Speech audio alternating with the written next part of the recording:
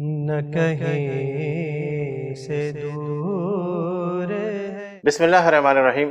رمضان special transmission میں ناظرین ہم آپ کے لیے پروگرام لائیں پیغام رمضان، اور آج ہم جو گفتگو کریں گے وہ سب سے پہلے تو ہم رب کا شکر ادا کریں کہ اس نے ہمیں ایک مسلمان کے گھر پیدا کیا، اور اس سے بھی بڑا شکر ہم اللہ سے یہ ادا کریں کہ اس نے ہمیں پیارے حبیب محمد مصطفیٰ صلی اللہ علیہ وآلہ وسلم کا امتی بنایا، اور جس کے صدقے میں ہمیں قرآن ملا، ایمان ملا، اور پھر اس کے بعد ہمیں رمضان ملا، اور یہ تمام چیزیں رب نے اپنے پیارے حبیب محمد مصطفیٰ صلی اللہ علیہ وآلہ وسلم کو عنایت کی۔ ہم خوش نصیب ہے کہ ہمیں پیارے حبیب محمد صلی اللہ علیہ وآلہ وسلم کا امتی ہونے کا شرف حاصل ہے۔ ناظرین، رمضان ملا، اسی رمضان کے اندر تراویح ملی، اسی رمضان میں دعائیں ملی، اسی رمضان میں افطار کے وقت وہ دعائیں ملی جہاں قبولیت اور مقبولیت کا وقت ہوتا ہے۔ ناظرین، اسی رمضان میں شب قدر کی وہ رات ملی جو ہزاروں مہینے سے بہتر ہے۔ آج اسی حوالے سے گفتگو کریں گے۔ میرے ساتھ شامل گفتگو میرے بہت ہی پیارے عزیز، ہر دل عزیز شخصیت، مذہبی اسکالر ہے جناب علامہ عبدالقدیر صاحب۔ انہیں آج کے اس پروگرام میں خوش آمدید کہتے ہیں۔ السلام علیکم۔ وعلیکم السلام ورحمۃ اللہ وبرکاتہ۔ میرے دوسرے مہمان ہیں کراچی بینکٹ ہال ایسوسی ایشن کے صدر شارق میمن صاحب۔ انہیں بھی آج کے اس پروگرام میں خوش آمدید کہتے ہیں۔ السلام علیکم۔ وعلیکم السلام۔ میرے تیسرے مہمان ہیں بہت ہی پیارا انداز ہے ثنا خواہ محمد انس رضا قادری صاحب۔ انہیں بھی آج کے اس پروگرام میں خوش آمدید کہتے ہیں۔ السلام علیکم۔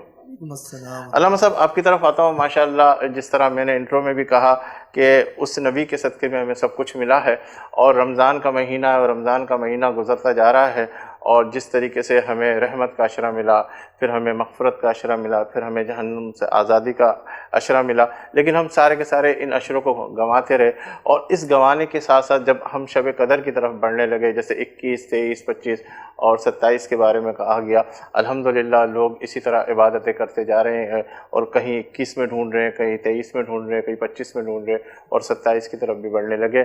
تو کیا ایسی عبادت کی جائے کہ میرا رب راضی ہو جائے؟ اس حوالے سے ذرا گفتگو کرو۔ اللہم صلی علی سیدنا مولانا محمد النبی الأمی وعلی آلہ واصحابہ وبارک وسلم علیہ۔ سب سے پہلے آپ کا اور وینس ٹیلی ویژن کے تمام مالکان کا شکریہ کہ انہوں نے اس عظیم عنوان کے تحت ہمیں جو ہے وہ یہاں جمع ہونے کا موقع نصیب فرمایا ہے۔ ماشاءاللہ، جس طریقے سے مہمان گرامی یہاں پر موجود ہیں، اور جس تسلسل کے ساتھ، باقاعدگی کے ساتھ، نکھار کے ساتھ آپ ماشاءاللہ رمضان کی اس ٹرانسمیشن کو کامیابی کے ساتھ لے کر چل رہے ہیں، جس طریقے سے ہمارے ویورز، ہمارے دیکھنے والے اس کو جو ہے وہ لائک کر رہے ہیں اور شیئر کر رہے ہیں، ماشاءاللہ قابل دید ہے۔ اللہ تعالیٰ آپ کو بھی اور تمامی مالکان کو، ہمارے اس تمامی ٹیم کو جو ہے وہ دونوں جہان کی برکتیں نصیب فرمائے۔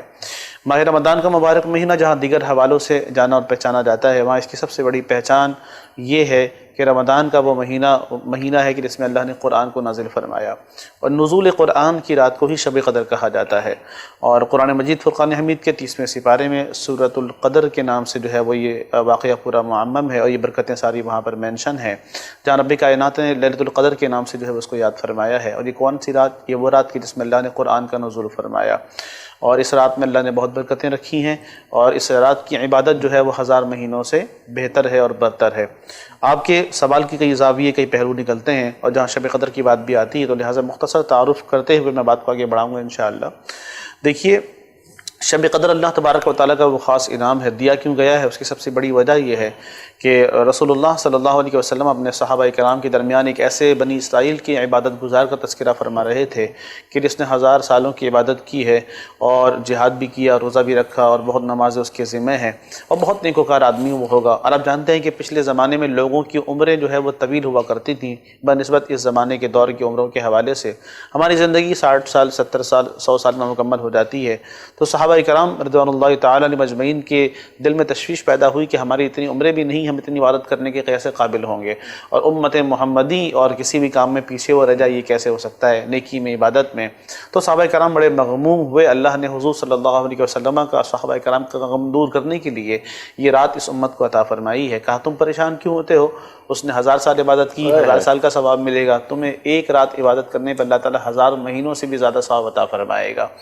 اچھا، اس کی برکتیں، اس 1000 مہینوں کی تعداد بتایا تو گیا، جب اس کی کیلکولیشن ہم نے کی ہے تو تقریباً 83,000 برس 4 مہینے کی تعداد دن کی مقدار کے حوالے سے یہ آتا ہے.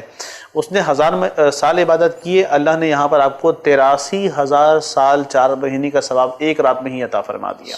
آپ ڈفرنس دیکھیں, آپ اللہ کا اپنے نبی سے محبت دیکھیں, اس کی امت پر کرم دیکھیں آپ. اللہ اکبر کبیرہ. کہا کہ میری نبی کی امت اس رات میں جو عبادت کرنے والی ہوگی اللہ تعالیٰ اس کے, اچھا یہ بھی کہا کہ خیرم, برابر نہیں کہا, سواؤن نہیں کہا کہ برابر ہے 1000 مہینوں سے, بلکہ کہا کہ بہتر ہے. اب یہ حد نہیں میں اور آپ جانتے کتنی بہتر ہے, کتنی اعلیٰ ہے, یہ اس کی مقدار صحیح معنوں میں اللہ تعالیٰ اس کے حبیب جانتے ہیں اللہ تعالیٰ کے بتانے سے. تو برابر بھی نہیں کہا کہ 1000 مہینوں کے برابر کا, 1000 مہینوں سے بہتر ہے. اب اس خیر میں کتنا خیر ہے اللہ یہ لینے والا ہی جانتا ہے اور دینے والا جانتا ہے. کاش اللہ تعالیٰ ہمیں صحیح معنوں میں لینے کی توفیق عطا فرمائے. شارق محمد صاحب, آپ کی طرف میں آتا ہوں. ماشاءاللہ آپ کراچی بینکٹ ہال ایسوسی ایشن کے صدر ہیں اور اتنی نوجوانی کے اندر آپ کو اللہ تعالیٰ نے اس رتبے سے نوازا ہے. تو کیا سوچ کر اور کیا دیکھ کر اب اس فیلڈ کے اندر آئے؟ ماشاءاللہ لوگ سب اپنے اپنے کاروباروں میں لگے ہوئے, تو آپ نے اس نوجوانی کے اندر اس عہدے کے حوالے سے میں پہلے گفتگو کروں گا کہ کیا آپ نے یہ دیکھا کہ مجھے ہالوں کے حوالے سے جو پرابلمس ہے ان کو ہم ایک اجتماعی صورت کے اندر بیٹھ کے حل کیا جائے؟ تو یہ جو آپ نے ایسوسی ایشن بنائی ہے اس میں کیا دیکھ کر آپ اس ایسوسی ایشن کے پریزیڈنٹ کے لیے یہاں آئے؟ دیکھیں, یہ سب سے پہلے اس کا وجود اس طرح قائم ہوا کہ کچھ سال پہلے شادی ہالوں کے حوالے سے ایک عدد مسئلہ پیش آیا جو کہ SBCA اور دوسرے میٹرز تھے. اس وقت یہ ایسوسی ایشن اپنے وجود میں آئی, اور اس ایسوسی ایشن وجود میں آنے کی وجہ یہ تھی کہ SBCA اور سندھ ہائی کورٹ کی طرف سے کچھ معاملات آئے تھے, تو اس کی وجہ سے یہ وجود میں آئی. اس وقت میں اس ایسوسی ایشن کا وائس پریزیڈنٹ تھا. آج سے تقریباً کوئی 6 مہینے پہلے ہمارا ایک بار پھر الیکشن ہوا, اس میں مجھے جو ہے پریزیڈنٹ شپ کا عہدہ مل گیا الحمدللہ. تو بس یہی اس کی کارگزاری ہے. مطلب اس کے میں یہ کہوں گا کہ آپ نے جو وائس پریزیڈنٹ کے حصے سے کچھ ایسے کام کیا کہ لوگوں نے آپ کو یہ سمجھا کہ بھئی اس عہدے کے لیے جو نا صدر کے حصے سے بھی اگر ان کو لایا جائے تو یہ کچھ کام کریں گے. جی ہاں, جی ہاں, ایسا ہی ہے.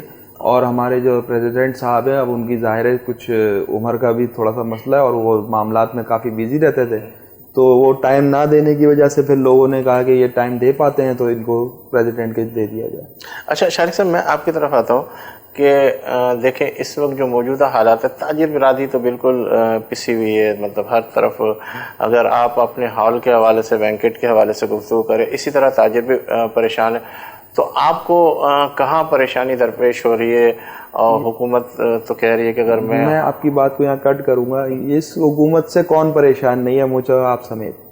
میں پریشان ہوں, تاجر برادری الگ پریشان ہے, ہر بندہ اپنے حساب سے اس حکومت سے پریشان ہے.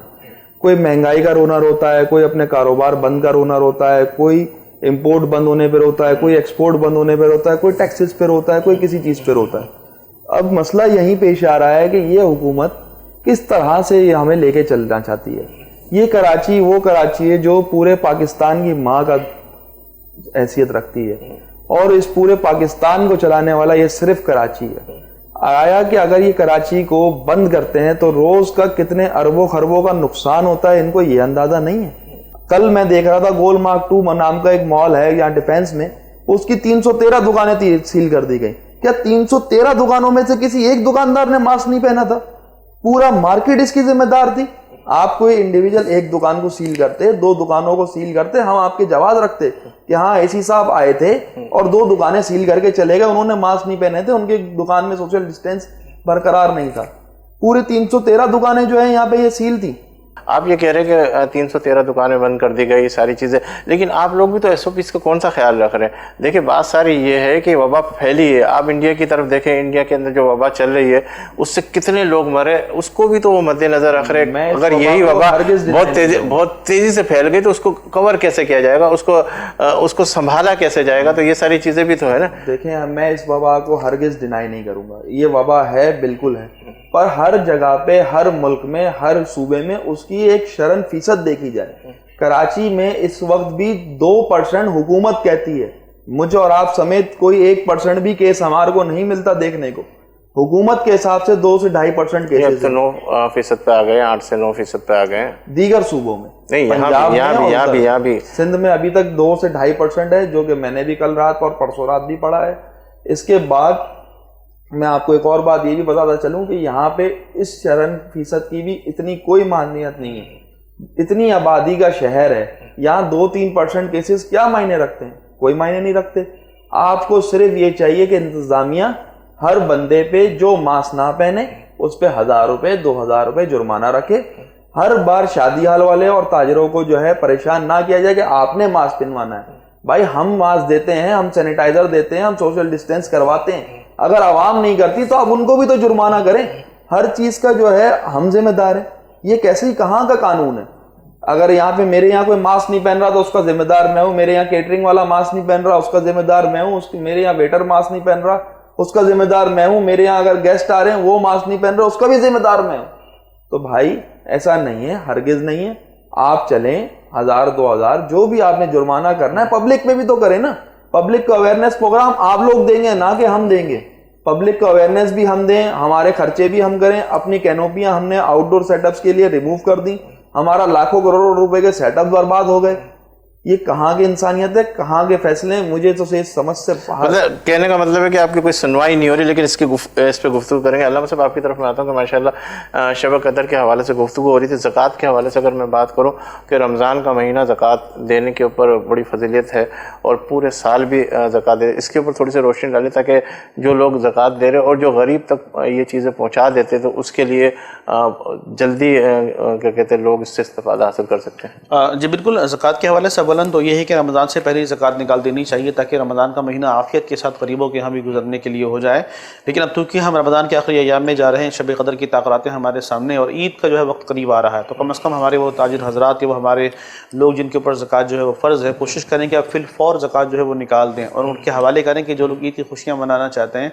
دیکھیے عید اور دیگر تقریبات کے حوالے سے مسلمانوں کے یہاں معاملہ یہ رواج ہے، ہم غریبوں کے ساتھ مل کر سب چیزیں سیلیبریٹ کر رہے ہوتے ہیں، اور اسلام میں جو 2.5% غریبوں کا حق ہے وہ ان کا حق ہے، وہ ہمارا نہیں ہے۔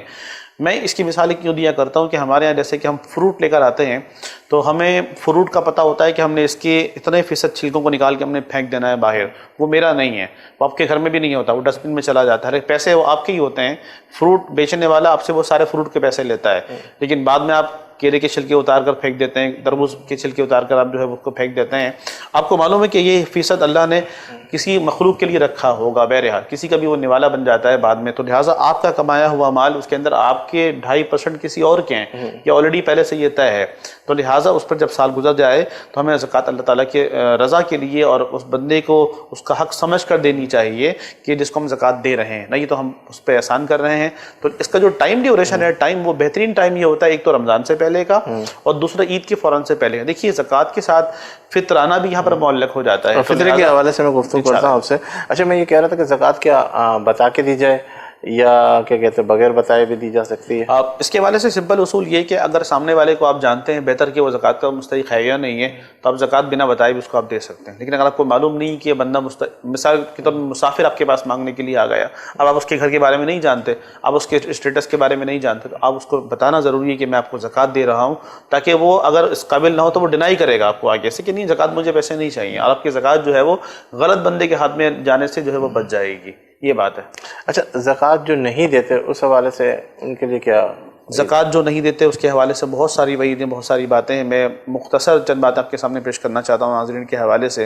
زکوٰۃ نہیں دینے والوں کا حشر قارون کے ساتھ بروز محشر ہوگا، قارون جو اپنے خزانے کے ساتھ دفن ہو گیا تھا۔ دوسرا یہ بتایا گیا اس کے بارے میں کہ اللہ تعالیٰ اس کے مال کو جو ہے وہ آگ سے تپائے گا اور اس کے جسم کے تمام اعضاء پر اس کو لگائے گا، فتقوا بہا جباہہم وجنوبہم وظہورہم، اس کی پیشانی پر لگے گا، اس کی پشت پر لگے گا، اس کے سینے پر لگے گا، تو یہ بروز قیامت اس کو اس عذاب سے جو ہے وہ دوچار کیا جائے گا۔ اور صدیق اکبر رضی اللہ تعالیٰ عنہ کے زمانے میں جب لوگوں نے زکوٰۃ دینے سے انکار کیا تو یہ زکوٰۃ یہ وہ عمل فرضی ہے کہ جس کے لیے آپ نے جہاد تک کا اعلان فرما دیا ہے۔ اب دیکھیے جس عمل کے لیے جہاد کا اعلان کر دیا جائے، حالانکہ نماز نہیں پڑھنے والوں کے لیے جہاد کا اعلان کبھی نہیں ہوا، یا روزہ نہیں رکھنے والوں کے لیے جہاد کا اعلان کبھی نہیں ہوا، حج نہیں کرنے والوں کے لیے زکوٰۃ کا اعلان کبھی نہیں ہوا، لیکن زکوٰۃ ایک ایسا عمل ہے جس کے لیے پہلی مرتبہ صحابی رسول صدیق اکبر رضی اللہ تعالیٰ عنہ نے جہاد تک کا اعلان فرما دیا، اس لیے کہ آپ نے فرمایا کہ اس میں اللہ کا بھی حق ہے، اللہ کے بندوں کا بھی حق ہے۔ نماز سے لے کر حج تک کی عبادت میں محض آپ کا ہی معاملہ ہوتا ہے، لیکن زکوٰۃ ایک ایسی عبادت ہے کہ جہاں پر آپ کے ساتھ بندے بھی جڑے ہوئے ہوتے ہیں جس کو اپنے زکوٰۃ دینی ہوتی ہے، تو لہٰذا یہ تمام بنیادی ارکان اسلام میں سے ایک بہترین اور زبردست اور مضبوط اور اہم عمل ہے جس سے آپ کے کائنات کا معاشی سسٹم جو ہے وہ چل رہا ہوتا ہے۔ اچھا، اسی حوالے سے میں گفتگو کروں گا کہ زکوٰۃ کی بات ہو ہی رہی ہے، جیسے ہمارے میاں بیوی کے اگر حوالے سے ہو اور شوہر بیوی کے لیے بھی جو اگر اس کے پاس زیور ہے یا اس کے حوالے سے، تو وہ کتنی زکوٰۃ نکالے؟ وہ بیوی جو ہے اپنی زکوٰۃ نکالے یا اس کا شوہر بھی اس کو زکوٰۃ کے پیسے؟ بہت اچھا سوال کیا آپ نے۔ عموماً ہمارے یہاں گھروں اسی میں پہ جائیں گے، لیکن یہاں بریک کے بعد کیونکہ تفصیلی گفتگو ہو جائے گی، اور میں نعت رسول مقبول صلی اللہ علیہ وسلم کے لیے درخواست کروں گا محمد انس رضا قادری صاحب سے کہ وہ نعت رسول مقبول صلی اللہ علیہ وسلم کی سعادت حاصل کریں۔ صلی علی نبینا صلی علی محمد صلی علی کریمنا صلی علی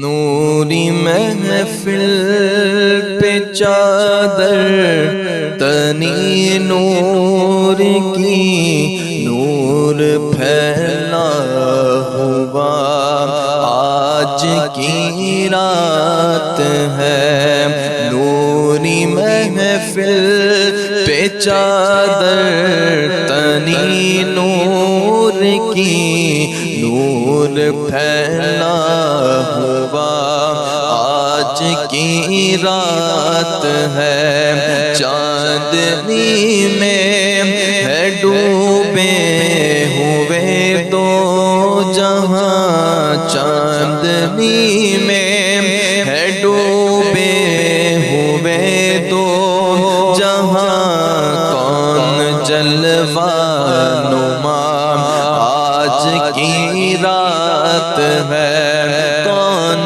جلوہ نما آج کی رات ہے، عرش پر دھوم ہے، فرش پر دھوم ہے، عرش پر دھوم ہے، فرش پر دھوم ہے، بد نصیبی ہے اس کی جو محروم ہے، پھر ملے گی یہ شب کس کو معلوم ہے، پھر ملے گی یہ شب کس کو معلوم ہے، ہم پہ لطف خدا آج کی رات ہے، ہم پہ لطف خدا آج کی رات ہے، نوری محفل پہ چادر تنی نور کی، نور پھیلا ہوا آج کی رات ہے، مانگ لو مانگ لو چشم تر مانگ لو، مانگ لو مانگ لو چشم تر مانگ لو، درد دل اور حسن نظر مانگ لو، درد دل اور حسن نظر مانگ لو، کملی والے کی نگری میں گھر مانگ لو، سبز گنبد کی نگری میں گھر مانگ لو، مانگنے کا مزہ آج کی رات ہے، مانگنے کا مزہ آج کی رات ہے، نوری محفل پہ چادر تنی نور کی، نور پھیلا ہوا آج کی رات ہے، مومنو آج گنجے سخا لوٹ لو، مومنو آج گنجے سخا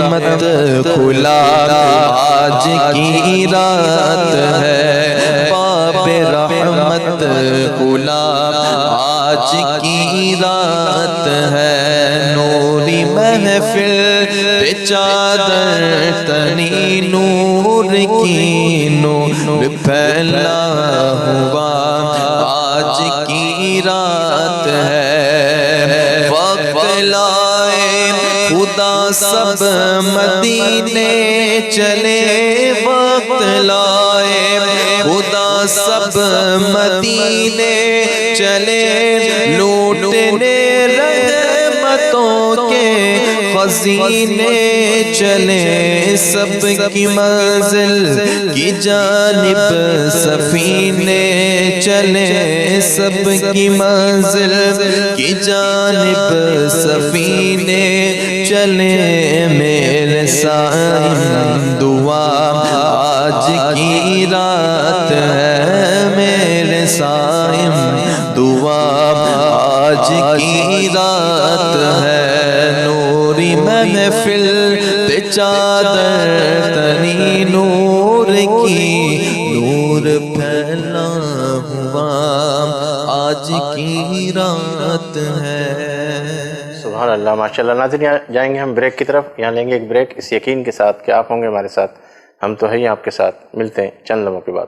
نہ کہیں سے دور